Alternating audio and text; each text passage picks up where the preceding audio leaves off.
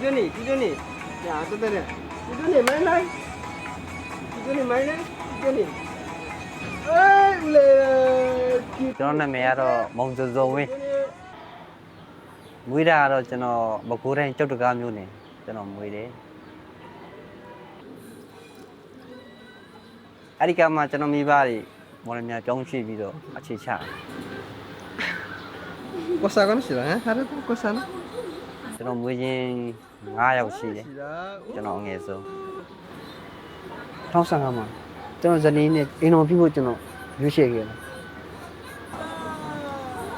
video mà lại thì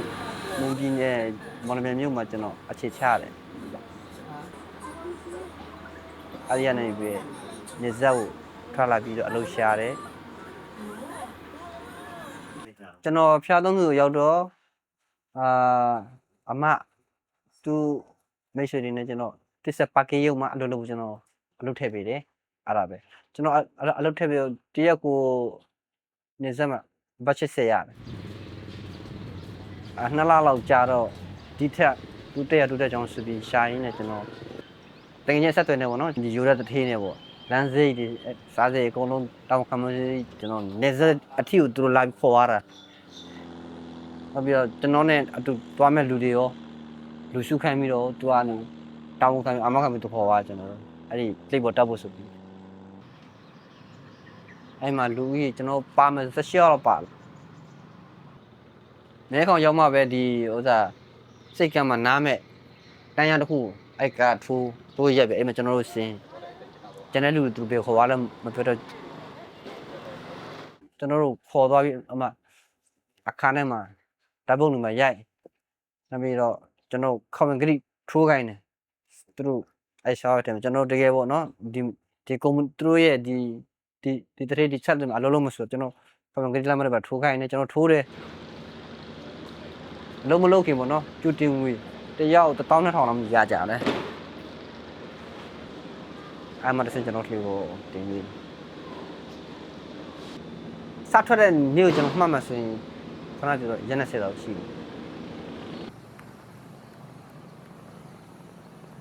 现在嘛，我现在而且嘛，就那种嘛，太那个哒，不出手的，路上，背他了，那边呢，大部分他们过年那边都没玩，都那个哒，那边呢，大部分就那大部分的。主要嘛是哎，现在我看那些嘛就那对的，的本来啊就那种，有的边没好说就那对。家娃要嘛就那种，哎里嘛，巴拉的路的，光路是快不来。ဒီရထွက်သွားတဲ့9ရောက်ကျွန်တော်လှေတစည်းထဲမှာကြာပထမဆုံးသူတို့ကျွန်တော်တို့အလုပ်စခိုင်းပါတယ်ကျိုးချီတာတို့နောက်ပြီးတော့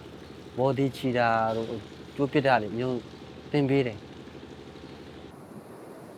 နေမဆောင်နေအကြအချိန်ဒီသူတို့ပိုက်တွေကိုပြင်းထဲမှာမျောထားတယ်3နိုင်နဲ့မျောလို့ည7နာရီတခါကျ9နိုင်တော့မပြီးတဲ့ပိုက်အရှင်ကျမှခမင်းစားရတယ်အဲ့တော့ကျွန်တော်ထမင်းဆိုင်ကျွန်တော်ပန်းအိပ်ရတာဟုတ်7နာရီနဲ့10နာရီဝဲကြမှာကျွန်တော်တို့အလမ်ထပ်ပြီးတယ်လို့တို့မှအလုံးထားဒီတို့မျိုးတော့တဲ့ပတ်ရက်73မိနစ်ရဲ့ဟာတို့ဒီကလေးကိုပြန်တင်ဖို့တို့ကအချိန်ရတည့်ကြတော့ပေးရတယ်အားလုံးမှလက်စပလာမုံနော်စနေရက်ယူကြတဲ့ငါးတွေကိုဒီကန်းထဲမှာထည့်အဲ့ဒီမျိုးပေါ့ကျွန်တော်ဒီကလေးပေါ်မှာအလုပ်လုပ်တာတကယ်လို့ငါးများချင်းကြလို့ရှိရင်လည်းတစ်ခါကျရင်အဲ့လိုနေရောညောင်မရရတယ်ရှိတယ်တကယ်တမ်းအဲ့ကလေးမှာလုပ်တာကျွန်တော်ကမ္ဘောဒီးယားတွေပါတယ်ကျွန်တော်လာအိုတွေပါတယ်ထိုင်းတွေပါတယ်အင်ဒိုနီးရှားလည်းရှိတယ်မြင်နေရတဲ့လူစိတ်နဲ့ပဲလှမ်းတွက်ကြည့်မှဆိုရင်အနည်းဆုံးရောက်42ရောက်43လောက်ရှိတယ်ကျွန်တော်လှည့်အဲ့လိုမျိုးကအလောက်ပါများလို့ပြောမယ်လူတိုင်းကကျမ်းမာရေးကောင်းတဲ့လူရှိသလိုတချို့ကျမ်းမာရေးချွေးနေတဲ့လူတော့ပါတာပဲလေသူငချင်းပေါ့နော်အလုပ်လုပ်လို့ကျွန်တော်9ယောက်ဒီမျိုးကျွန်တော်တို့ဘာကြောင့်ဒီမျိုးလူစုကွဲပြီးတော့ဖြစ်ရတယ်ဆိုတော့ကျွန်တော်တို့ထဲမှာအဲ့လိုသူကတော့ဒီမျိုးကျမ်းမာရေးတိတ်မကောင်းဒီလေဝကြောင့်မကောင်းတာတ ပေနငါဖျားမိတယ်ပေါ့အချင်းတော်ဆိုးဝါဖြစ်နေပြီသူပြဿနာဆက်ဖြစ်တယ်မျိုးသူအနိုင်ယူကိစ္စပေါ့နော်ဒီတိမကပင်လှမ်းမြင်တယ်ဟာလူတွေအလုံးလုံးနေမင်းတယောက်တည်းဘာကြောက်ထိုင်ပြီးမှပိုက်ချုပ်တယ်ပေါ့ကျွန်တော်တို့အလုပ်တူတယောက်မြန်မာလှမ်းမြုံပဲ့နေဝင်ပြောတာသူအသေးတဲ့တော့ဖြစ်နေတာမင်းကွာအဲ့လိုပြောလာပေါ့နော်ပဲ့နေတာဘာမှပြောတော့မင်းတို့ကြည့်ဆိုပြအဲ့လိုပဲလောရောအော်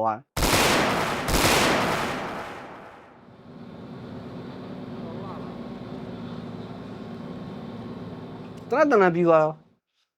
ကိုကိုပြန်ကြည့်ရတော့အမတကောတော့ဆန့်ပြေတကောတော့ပြီးသွားပြီတကောတော့အတက်ကိုမရှိတော့တာပြီးသွားပြီ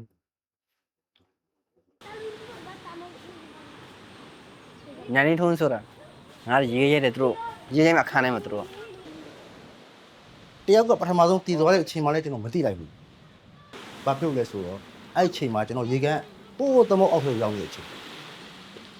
ကိုယ်တငယ်ချင်းတယောက်တည်သွားတယ်ဆိုတော့ဘသူစိတ်ထဲမှာပဲဖြစ်ဖြစ်ပေါ့မခံမရနိုင်ဘူး။ဒါအာမတန်ဘူးလေအာမတန်ဘာလုပ်လဲကိုပြန်ချက်ကိုပဲတင်ပါပဲထပ်တင်ပါပဲ ကျွန်တော်မှသူတို့အာတူဘာတခုသူတို့ပြင်ပြအချင်းတော့မရှိဘူးဒီဝစ်သူတို့ဒီလေလုတ်တော့ဝစ်စားနဲ့ပဲတည်တဲ့အချိန်နဲ့သူတို့ကျိုးနဲ့ခြီးပြီးတော့ရင်းပြချအချိန်နဲ့ကောင်းဖို့လို့မလုပ်ပဲဖြစ်ဘူးเนาะအလုံးတစ်ခုတွက်နဲ့လမ်းမပြန်ရောက်လာကျွန်တော်သိတာကျွန်တော်ငါးပတ်တမို့တက်မယ်တလားတခါကန်းဝင်မယ်မိဘနဲ့ဆက်သွယ်လုံးမယ်ရပါစဆူဆောင်မဒါပဲကျွန်တော်အခုကဒါဒီထိုင်းမဟုတ်တော့အင်ဒိုနီးရှားရောက်လာပြီဆိုတော့ကိုတွေးထားတဲ့ကိုရချက်တွေအားလုံးပြောက်ဆုံးဖို့ကျွန်တော်တကယ်ချင်းတက်ပြီးတော့သွားပြီအလုပ်တူလုံးနေရင်အနားယူတဲ့ချင်းပျောက်သွားတယ်ကျွန်တော်တို့နှစ်ယောက်ပဲကြံတော့ပြီငါဒီမှာလုံနေတာငါမိသားစုတဲ့တေတာရှင်နာမရိယသူငါတို့လုံနေတော့ကျိုးစားတော့ပတ်စံနေငါတို့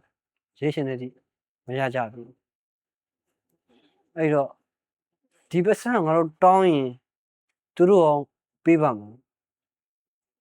သူတို့ရောငါတို့လောက်ထားတဲ့အလုံးငန်းပတ်စံအတွက်ပေးဖို့ရောစိတ်ကူးရှိကြရဲမယ်ငါတို့တောင်းလို့မရငါတို့ပင်နေတဲ့မှာပဲတတ်လိုက်ရင်ဘယ်လိုလုပ်မလဲအဲ့လိုမျိုးပေါ့နော်တော်တော်လေးကျွန်တော်တွေးသွားတယ်အဲ့ကျွန်တော်ဖတ်ဖို့ကိုကျွန်တော်ရှာတော့မယ်ကိုယ်တိုင်ပဲဆုံးဖြတ်ချက်ချလိုက်ရင်ကျွန်တော်တကယ်ချင်းတော့ကျွန်တော်မတိုင်မင်းဘူးကိုလှေဝေါ်နေပြီးတော့ပင်နေပြီးဘေးပပတ်ချဆဲဆက်ကြည့်လို့ရှိရင်ကျုံတန်းလေးတွေကျွန်တော်ဒီမိုးတိမ်သားလေးတွေရင်းမြင်ရစိတ်ကြောင်ကျွန်တော်တွေးတယ်ဖြစ်နေလို့ရှိရင်ပေါ့နော်အဲ့နေရာမျိုးကရောက်သွားခြင်းကျွန်တော်မစူးစမ်းခွင့်ရှိသေးတယ်အဲ့နေရာ သူနဲ့ကျွန်တော်နှစ်ယောက်ရှိတာမှန်တယ်ဒါပေမဲ့ကျွန်တော်နှစ်ယောက်မတိုင်မင်းဘူးဒါပေမဲ့အရေးကြီးကိုကြည့်တော့ကျွန်တော်တော့ငါလေကျွန်တော်ခုံချတော့မယ်ကျွန်တော်သိတယ်မင်းနေရမြင်းနေရပြီလေခုံချဆိုသူကရင်ခုံချတာဟုတ်တယ်ပြီးမှကျွန်တော်လိုက်အားလုံးအချင်းလေးကြည့်ရသေးတယ်လေတယောက်မှနိုးနေကိုကလည်းဒိုင်းနဲ့သွားပြီ စားလုံးမဆိုရဲကျွန်တော်ကဓာတ်ရင်သုံးယူတယ်ကျွန်တော်ဘော်ရဖြတ်မလို့အဲ့ကျွန်တော်ဒီအတက်ကဲဘောထားတယ်ဘော်ရတွေအဲ့နေရာမှာကျွန်တော်ရောက်သွားတယ်ဒီကျွန်တော်ကျိုးဖြတ်နေတဲ့အချိန်မှာကျွန်တော်ရင်ထဲမှာတော်တော်လေးလှုပ်ရှားဖြစ်နေလျှက်ရဆိုတွားနေရပါတော့ဒါပေမဲ့လူရှင်တွေဒီလှေထဲမှာတော့အားလုံးပုံမှန်နဲ့ဖြစ်နေကြတာအားမှကျွန်တော်ဘုံဖြုတ်ပြီးကျွန်တော်ရေတော့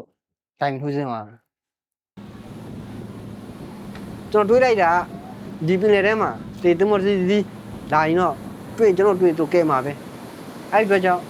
ဒီရေထဲမှာတေတယ်တေပဲမတေတော့ငါ့ကိုလေစီလာကဲမှာအဲ့လိုပဲတွတ်တော့အဲ့ဒါကျွန်တော်လည်းရိုက်မယ်အားရှိဆိုတော့နည်းနည်းလေးယုံလိုက်တယ်ပေါ့ယုံရတယ်အားမရှိနေတော့ခေါင်းလေးလဲပြီးဆိုတော့မူးလာအဆာမစားပဲနဲ့အာထုတ်သုံးတော့ရေထဲမှာခြေတွေလက်တွေရက်ကန်တဲ့အာထုတ်သုံးတာဟာကြတော့စားအရန်စားလောင်းတယ်ပိတ်စားဆိုမဲ့ဒီပင်လယ်လှိုင်းရိတ်တဲ့ရေကပလော့ပါဇက်ဝင်နေတယ်နားရဲဝင်နေတယ်ပါဇက်ဝင်နေတယ်နှာခေါင်းဝင်နေတယ် ဆိုတော့ပင်နဲ့ရက်ကျွန်တော်ဝင်တယ်တော့လောက်ရှိရောက်နေပြီ ပင်နေရည်စည်းဆိုတော့မမှန်ဘူးကံဘက်ကိုစီးတဲ့ခါရှိတယ်အပြင်ဘက်ကိုစီးတဲ့ခါရှိတယ်အရှင်းနောက်စီးတဲ့ခါရှိတယ်ကျွန်တော်တို့ဖုန်ချတဲ့အချိန်မှာရေကကံဘက်ကိုစီးနေတဲ့အချိန်ဒါကြောင့်မို့ကျွန်တော်ကောင်းဆက်မြင့်နဲ့ရောက်လာဒီမို့ပင်လေဘက်ကိုပြန်ဆွဲသွားမယ့်အချိန်ဆိုရင်တော့ကျွန်တော်တို့ကသိကြတယ် 100% သိမှာပဲ ပရမတ်ခေါက်ခုံစီပြီးဒုစရမြောက်နေ့ပင်နယ်ထဲမှာအတိနဲ့ဝင်လာငါပင်နယ်ထဲမှာပဲငါမရောက်သေးဘူးအတိတွေကတစ်ချက်ဝင်တစ်ချက်မဝင်တစ်ချက်ဝင်တစ်ချက်မဝင်ချက်ဖြစ်နေပြီအချိန်ရ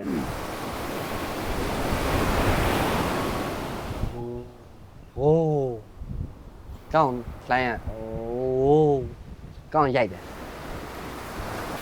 ကြောက်တုံးလေးကြောက်ခဲလေးကြောက်တုံးကြီးတွေအဲ့လိုထီလိုက်လွတ်သွားလိုက်ကြည်တော့နဲ့တေချာပေါ့ငါဒီနေရာတော့နေရာတစ်ခုကိုရောက်ပြီအသိလေးဝင်လာတယ်အဲ့ဒီအချိန်မှာမင်းဘာဖြစ်စဉ်စုံနေလို့မေးပါဆိုရင်ကျွန်တော်တောင်းဆိုမယ်တောင်းဆိုခိုင်းကျွန်တော်ရေပထမတော့ဟုတ်ဆိုရေတော်ငါတာမခံစားနိုင်တော့ငါတော့လားကျွန်တော်ထင်လိုက်ပါတယ်ခဏကျွန်တော်ပြောတယ်နိုင်နေထိုးဆိုတာသူနဲ့ရွာသားတွေနဲ့တွေ့တာထင်တယ်အဲရွာသားတွေအတူတူတက်ပြီးတော့ပို့ပြီးတော့ကျွန်တော်အုံးရီတိုက်အုံးရီဖွင့်လိုက်တယ်မောချလိုက်တယ်ပြန်ထွက်လာအရေးပဲအထဲမှာဘာမှမရှိဘူးအစာမရှိဘူးဘာမှထည့်လို့မရဘူးသူကကျွန်တော်ပြောပြတယ်ကြာပြီတဲ့နောက်နေ့တော့ရှိမှာပေါ့နော်ဟိုနေ့နှစ်နာရီကျော်တော့ရှိပြီတဲ့ကောင်းမရောက်နေတာ ကိုစိုးကျွန်တော်ထူတယ်ကိုစိုးမတေတော့ဘူးကွာဒီလိုမြေကြီးကိုမတက်ရင်ငါတို့မတေတော့ဘူး ပြောပြီးတော့ဟာမင်းမတည်ဘူးလားမတည်ဘူးငါမတည်ဘူးငါတည်တယ်မင်းထွက်ပြေးဖို့မင်းလုံနေတာဒီဟုတ်တယ်ငါစင်ရှိတော့ဦးမင်းငိုတော့ဗျာပြောမယ်ငိုကြောင်းနေငိုကြအောင်အဲ့မကန်းစားမှာ ဒါပေမဲ့ကျွန်တော်တီမောဆိုတာလည်းမသိဘူးအင်ဒိုနီးရှားလည်းမသိဘူးကျွန်တော်ရောက်တဲ့အချိန်ကဘယ်လိုပြောမလဲဆိုတော့ကျွန်းဆွယ်မှာမိချောင်းပေါ်လို့လူမလာတဲ့နေရာတွေ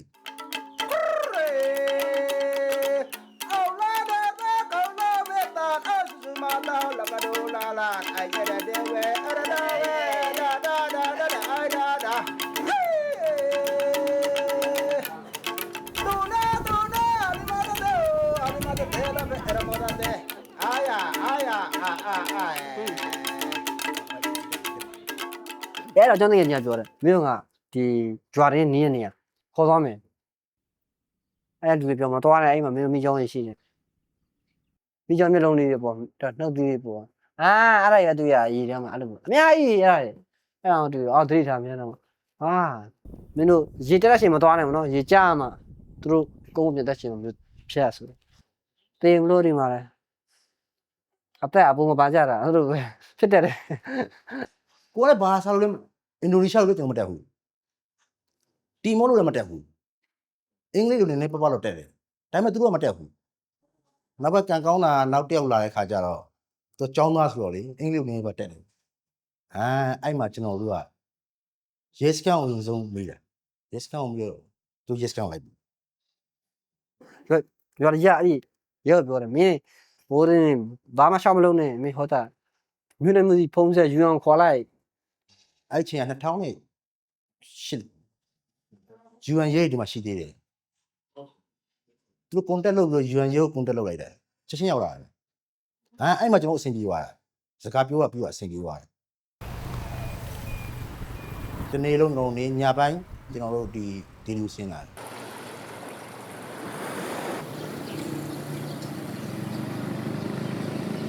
ကျွန်တော်ဒီမှာရှိတဲ့မြန်မာတွေနဲ့လာပြီးတွေ့ပြီးတယ်သူကနေပြီးတော့စကားပြန်ပြီးတော့ကျွန်တော်တို့ဒီနိုင်ငံကိုဘယ်လိုရောက်နေကျွန်တော်တို့မြန်မာကိုပြောပြတယ်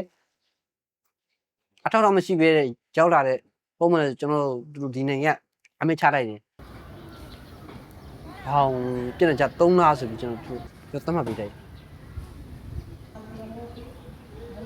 UN ဖွဲ့စည်းလို့ ION ဖွဲ့စည်းလို့နောက်တခြားလူမှုဖွဲ့စည်းလို့ရှိတယ်ဒီသူတို့ရှင်းနေတွေနဲ့ကျွန်တော်တို့ဘက်ကနေပြီးတော့ဝိုင်းကူညီပေးတယ်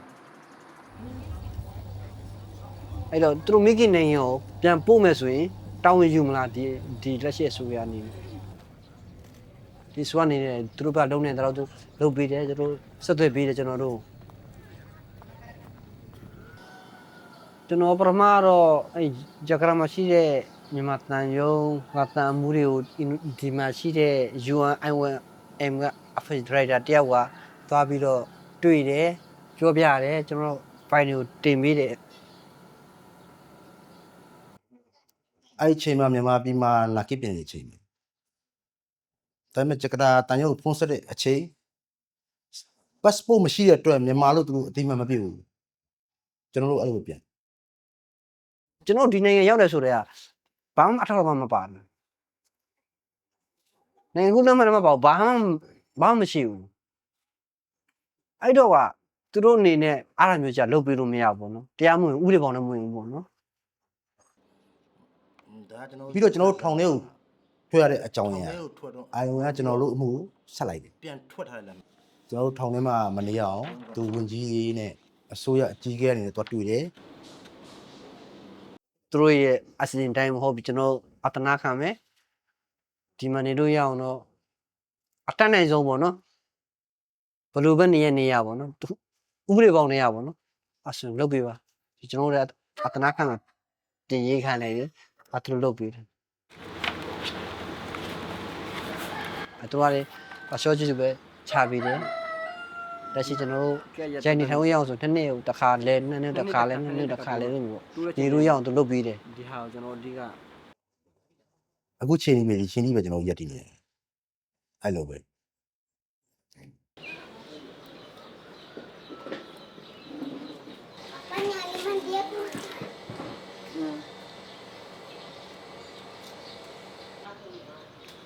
အခုလက်ရှိမှာကျွန်တော်တို့ဘောပဲဒီတာကြီးနဲ့အတက်နဲ့ပြောရှောင်းနေတယ်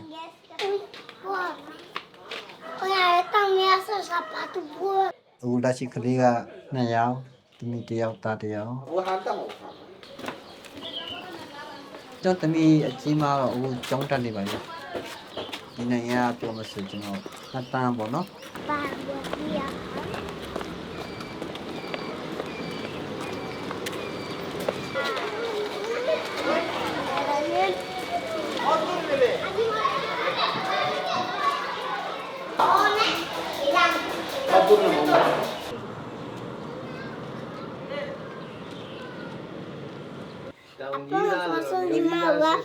မိသားစုဘယ်နှယောက်ရှိမလဲဆိုတော့ကျွန်တော်တို့4ယောက်ရဲ့ရောက်ကထေးရသူကဆေးလာကူတာပေါ့ကျမရတဲ့မကောင်းလေကျွန်တော်လည်းမိဘမရှိတော့ကျွန်တော်မိဘလိုပဲကျွန်တော်ညီတယ်စားချောက်တယ်ဒီမှာတော့ကျွန်တော်တိမိတ်ဆွေ5ယောက်ပေါ့ကျွန်တော်5ယောက်ဆိုကျွန်တော်အလုပ်နားရရည်ပါကြတယ်သူတို့ဘုန်းမှာဆက်တွေ့ပြီးတော့မွေးငါလိုမျိုးပေါ့ဒုက္ခဖြစ်ကြတယ်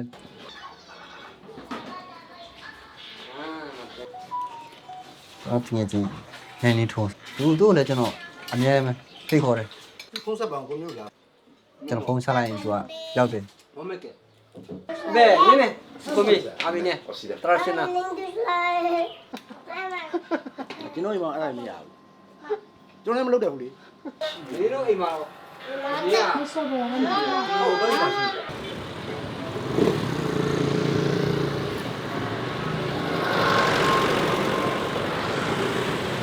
တော့တော့တော့အထမ်းထဲတာတမ်းမဲ့ကိုစိတ်ဝတ်စင်ကတာမှာပဲအဲ့ဒါနဲ့ ကျွန်တော်လက်ရှိဒီမှာတော့ ဒီယံ ပြန်ဆက်ကြောင်းနေနေတော့အတမုံကြောင်းအလုပ်ဖြစ်ကျွန်တော်လုပ်တယ် ဘာကြလဲ ကျွန်တော်တို့ဒီအစွမ်း project တွေဥပမာပေါ့ကျွန်တော်တို့အဟောင်းပြင်ထားတယ်သူရုံးတွေခဏဆိုင်ရတွေမှာလိုတဲ့အကြောင်းပြင်ထားတယ်ကျွန်တော်လုပ်တယ်နောက်ပြီးတော့ဒီမြို့ထဲမှာရှိတဲ့လူနေအိမ်တွေပေါ့နော်လုပ်ဖြစ်တဲ့နေဒီမှာလုပ်တော့လုပ်တယ်များတယ်တလောကျွန်တော်တွိုင်းနေရဆိုရင်ကျုံတစ်ခုပေါ့နော်ဒီနိုင်ငံရဲ့ဘာသာစကားရအတအုရုလို့ပြောတယ်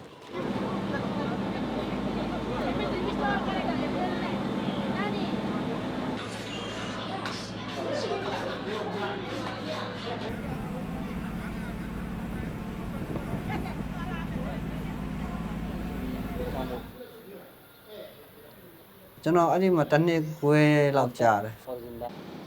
ကျမကြီးနဲ့ပတ်သက်တဲ့ project တွေကိုကျွန်တော်လုပ်ပူတယ်ဒီနေရာကိုကျွန်တော်အတော်ရကျွန်းရဲ့မြို့ဖြစ်တယ်ဒီနေရာဘယ်လိုခေါ်လဲဆိုတော့ကျွန်တော်မောင်မစ်တာလို့ခေါ်တယ်ဒီမှာကျွန်တော်အရင်ကဒီစီယုံကိုကျွန်တော်ပြန်လည်ပြုပြင်တယ်အတစ်လည်းစောက်တယ်ဟောစီဟိုကောင်က2011ခုနှစ်ကကျွန်တော်စောက်ခဲ့တာဒီမှာအတော်ရကျွန်းရဲ့စီယုံ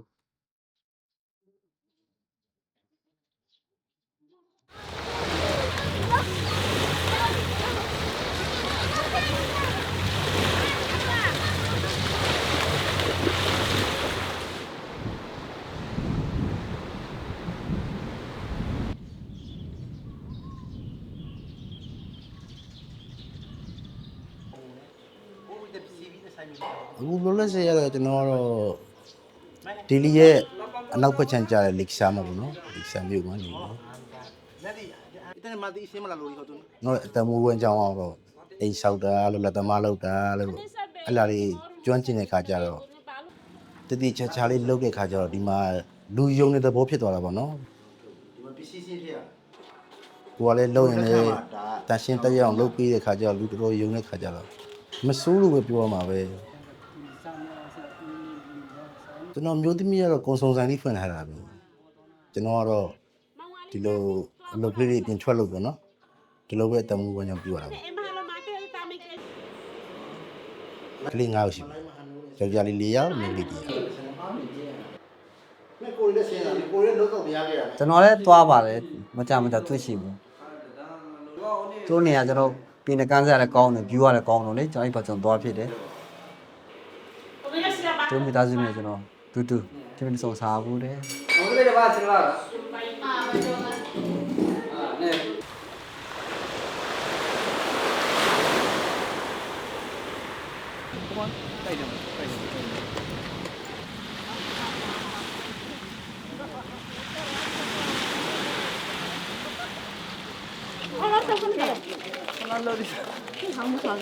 လွန်ခဲ့တဲ့အပတ်ကဒီနိုင်ငံမှာအထုံးမြတ်ထိုင်နေတည်းရသူတို့အခေါ်ကြတော့ဖီနာတုံလို့ခေါ်တယ်။တော့မြန်မာဟိုနားလဲရမယ်ဆိုရင်တော့ဝင်းကြီးတွေကိုကောင်းကုတလုပ်တဲ့ရက်ကြီးခါကြီးပေါ့။အဲ့ဒီတနိုင်ငံလုံးလောရတဲ့နေကျရှိတဲ့တင်ញိုင်းတွေပေါ့နော်ကျွန်တော်တုတ်တန်တွေသွားပြီးတော့ဒီဆုံးသူဝင်းကြီးတွေကိုကျွန်တော်ပန်းတွေနဲ့ပြီးပြီးတော့သူတို့ရဲ့ယုံကြည်ရဘာသာရတရားနာတရားဟောပြီးသူတို့ကောင်းရမွန်ရအောင်လုပ်ပြရတဲ့နေ့ကျွန်တော်မြန်မာပြည်သားတယောက်တည်းဒီနိုင်ငံမှာရှိတယ်ဆိုတော့သူတို့လည်းဒီလိုကိုယေရှုပေါ်သူ့နိုင်ငံလုပ်တဲ့ထုံးလန်းစင်နာတိုင်းဗန်ကျေးပေးတယ်ဆုတောင်းပေးတယ်ဒီဝိညာဉ်တွေကောင်းရမွန်ရအောင်အဲ့ဒီနေ့တော့ရှိတယ်ကိုဆိုရနေရတော့ဒီနိုင်ငံမှာဟိုကကျောင်းဆရာ University Engineering Engineering အရင်ကသူတို့လာတာမိသားစုလိုက်ပဲ။ပေါ်စီရလာတာ။သူလှုပ်လိုက်ရတာဒီမှာ2နှစ်လာပဲနှလုံးရက်ပြီးစုံတော့ဒီစုံတော့ဒီမှာမြန်မာဆိုတော့ကျွန်တော်တို့နည်းနည်းပဲရှိတယ်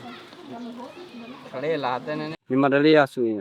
ကျွန်တော် meeting ပြုံးမယ်အမျိုးပြတွေပဲတန်တဲ့မှာပေါ့အဲ့ဒါရှိဒါပေမဲ့သူတို့ကျောင်းကပြည့်တပည့်တွေကျောင်းအောင်တော့ဒီမောအနေနဲ့ရောသူညီချိုးတော့သူလက်မခံဘူးသူကျောင်းဆရာသူတို့ဒီpatient အတိုင်းပဲသူကျောင်းဆရာကိုသူမျိုးပဲဒီမျိုးစီခြင်းအဲ့ကြောင့်နှစ်တန်းတလာကြည့်ပြီးတယ်တန်ဆွေးလုပ်ပြီးအဲ့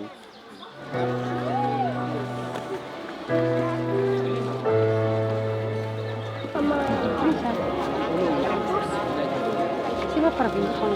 makasigar mo rin.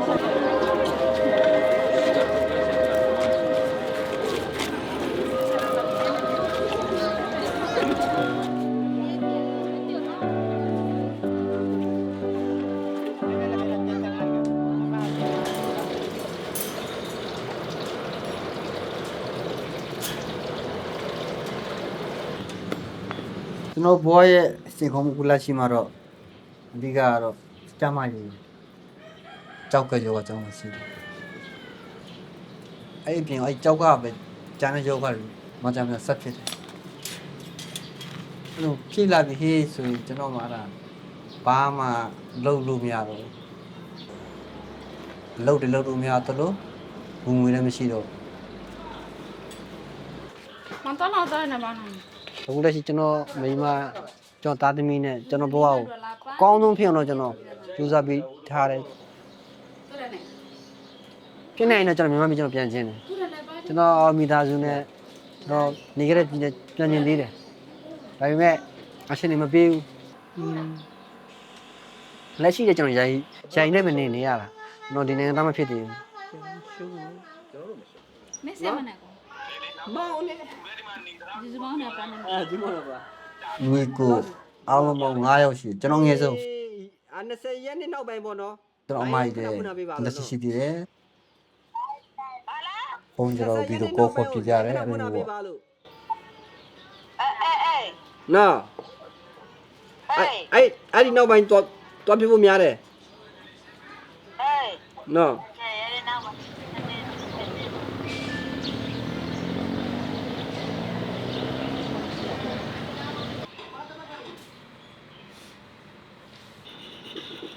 Mau mau tu yo ba na sa ba. Sa mi ya bi ko ba.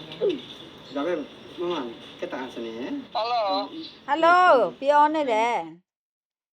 ကြားလာမှကျွန်တော် အေးကြားတယ်ပြောကြားတယ်ဖះမတို့လက်ထိုင်နေတယ်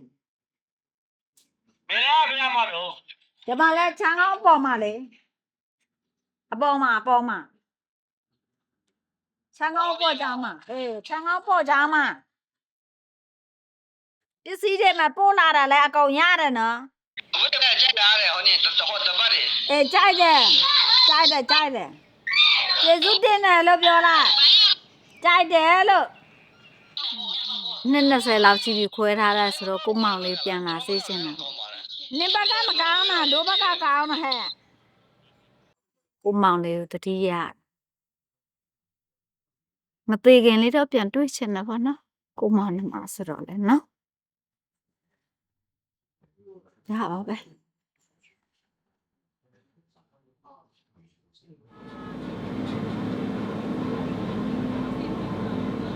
ကျွန်တော်ကိုယ်နဲ့ဒီဦးအရှိတူမှာရောက်နေဆိုတာထိုင်းနဲ့အင်ဒိုနီးရှားငါးမန်တင်မောတွေရဲ့ဆက်လီမှာကျွန်တော်အတော်လုံးပြီးတော့ကျွန်တော်ဦးဒီနိုင်ငံသူတွေရောက်နေဆက်လီကိုစီးမိတဲ့လူတိုင်းတိုင်းမိတဲ့လူတိုင်းနေရစခန်းရောက်တော်မျိုးပဲအပြန်လန်းဆိုတာရှားတယ်